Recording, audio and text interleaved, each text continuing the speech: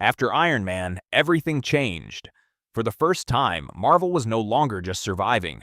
They had momentum, they had belief, and most importantly, they had a plan.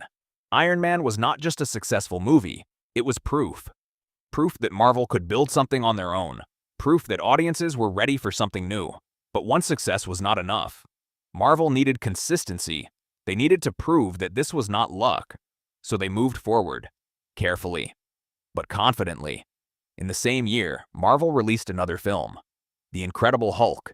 It expanded the universe, it introduced another hero, and once again, it connected back to Iron Man. These small connections were not random, they were intentional. Marvel was building something bigger, step by step. Then came Iron Man 2. This time, the story went further. More characters were introduced, Nick Fury returned. SHIELD became more important, and hints about other heroes became clearer. Audiences started noticing these movies were not separate, they were connected, and that idea was something completely new. No studio had ever tried this before, but Marvel was just getting started. In 2011, they introduced Thor, a god from another world, a completely different kind of story, different tone, different setting, but still part of the same universe. Later that year, another hero arrived, Captain America, a soldier from the past, a man frozen in time, who would wake up in the modern world. With every movie, the universe grew larger. Each story added something new. Each character brought something different, but all of them were moving toward one goal, one moment, one team, the Avengers. But this plan was extremely risky. If even one movie failed, everything could fall apart. Marvel was still not the biggest studio in Hollywood.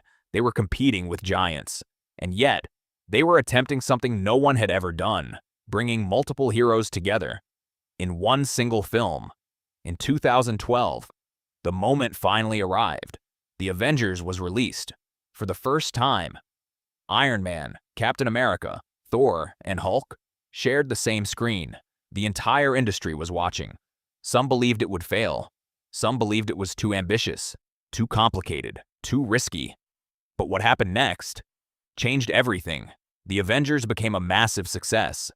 It crossed $1 billion worldwide. Fans loved it, critics praised it, and suddenly, Marvel was no longer an underdog. They were leading the industry.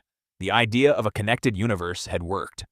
And now, every studio wanted to copy it, but Marvel had already taken the lead. They had built something unique, something powerful, something that could grow for years. And that was only the beginning.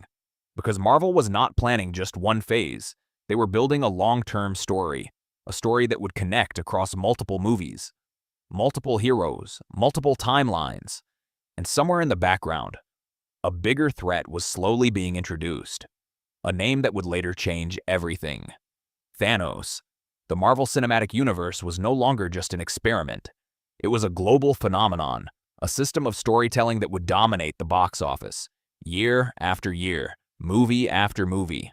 What started as a desperate gamble had become the most successful franchise in film history.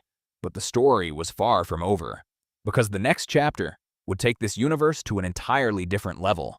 Bigger battles, higher stakes, and a story that would bring all heroes together once again, because the rise of Marvel had only just begun.